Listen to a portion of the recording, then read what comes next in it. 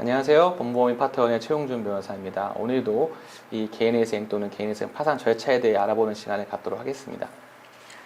네, 변호사님 그럼 네. 개인회생 신청을 할 때는 어떤 서류들을 제출을 해야 될까요?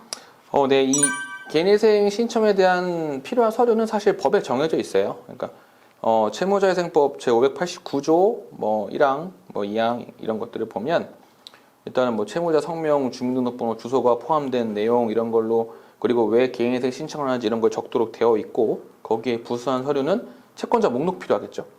그리고 이 채무자한테 혹시 재산이 있다면 확인해야 될까 재산 목록도 필요하고 그리고 내가 얼마를 벌고 얼마를 지출하는지 월급이면 월급 이런 것들 아니면 내가 사업소득이라면 어떤 종합소득세 과세표준 같은 거라든지 납세 증명원 같은 걸로 소득을 가늠할 수 있는 자료 이런 게 필요할 수 있겠죠. 그리고 중요한 게 진술서라는 걸 내셔야 돼요. 왜냐하면 법원에서는 사실 어떤 신청인인 채무자가 왜 경제적 파산 위기에 처하게 됐는지 알 수가 없잖아요. 그 경위를 파악할 수 있도록 왜 이렇게 부도 상태가 났는지에 대해서 기재한 진술서를 제출하셔야 됩니다. 그리고 사실 신청서를 제출할 때 반드시 즉시 함께 제출해야 되는 거 아닌데 가장 중요한 게 변제기획안이죠. 사실 법률상으로는 신청서 제출하고 14일 이내에 변제기획안을 제출하도록 되어 있는데요. 실무상으로는 웬만하면 특별한 경우가 아닌 이상에는 신청서를 제출할 때 변제기획안도 같이 작성해서 제출을 합니다. 이 정도로 보시면 될 것 같아요. 네, 그럼 신청서 접수 후에 보정이라는 것이 있다고 하는데 그게 네. 어떤 건지 좀 말씀해 주실까요? 네, 보정. 정확히 말씀드리면 이제 법원에서 신청인 또는 신청 대리인에게 어떤 궁금한 사항을 물어보는 절차라고 보시는 게 가장 맞는 것 같아요. 형식적으로는 보정 권고 또는 보증 명령이라는 내용으로 저희들한테 내려옵니다. 그게 이제 어떤 소송으로서 절차를 지휘한다고 보시면 되는데 예를 들어서 저희가 어떤 금융거래 내역을 제출했는데 어떤 통장 내역을 제출했는데 이 부분만으론 채무자가 주장하는 지주사상의 경위나 이런 게 소명이 안 된다. 그럴 경우에 추가로 이런 자료를 더 내달라. 아니면 변제계획상에 어떤 부분이 반영이 안 된 것 같다. 변제계획을 좀 이렇게 수정해봐라. 이런 모든 법원에서 채무장이 요구하는 모든 것들이 다 보정 명령 또는 보정 권고의 형식으로 이루어지는 겁니다. 그렇게 보정이라는 건 이해하시면 될 것 같아요. 네, 그러면 개시결정이란 무엇인가요? 개시결정은 이제 이게 오해하시면 안 되는 게 개인회생 개시 신청을 냈다고 개인회생이 다 되는 게 아니에요. 이 개시 신청을 낸 다음에 원칙적으로는 법률상으로는 법원에서 한 달간 이 서면 심사를 해요.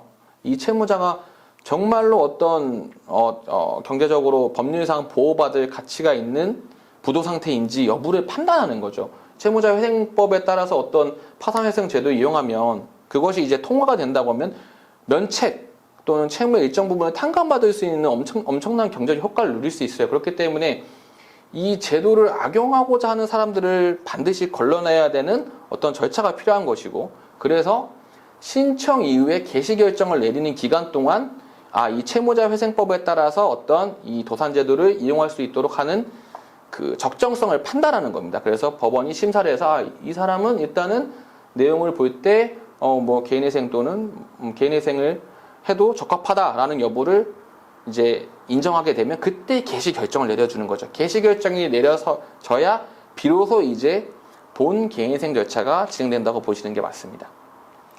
네, 그럼 개시결정 이후에 채권자의 이의 신청 기간이라고 지정된다는데 이건 어떤 건가요?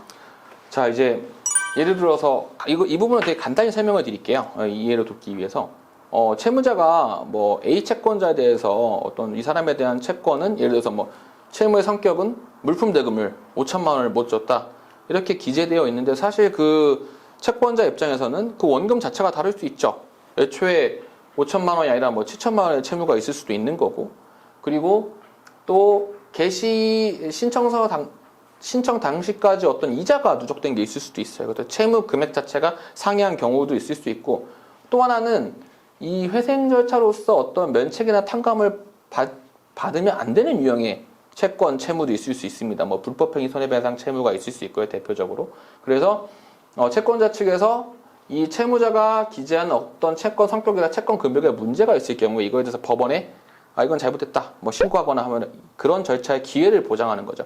그것이 이제 채권자 이의 신청 기간 또는 이의 제도라고 보시면 되겠습니다.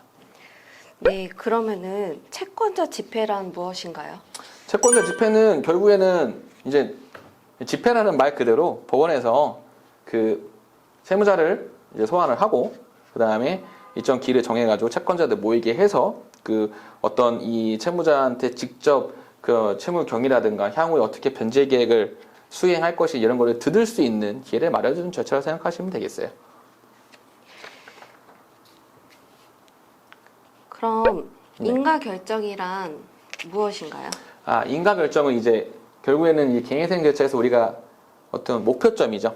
그러니까 이런 앞서 말씀드린 많은 절차들을 거치고 나서 최종적으로 이제 법원한테 허가를 받아야 되는 거는 채무자가 뭐 짧게는 36개월, 길게는 60개월간 갚아 나가야 되는 변제 계획을 확인받는 게 가장 중요한 거죠. 그래서 법원이 당신이 제출한 변제 계획대로 변제를 해도 좋습니다 라고 허가를 해주는 것이 인가 결정입니다. 그래서 인가 결정을 하게 되면 비로소 채무자는 이제 그 정해진 변제 계획만을 차질 없이 수행한다고 하면 최종적으로 면책을 나머지 부분에 대해서 면책을 받을 수 있게 되는 거죠.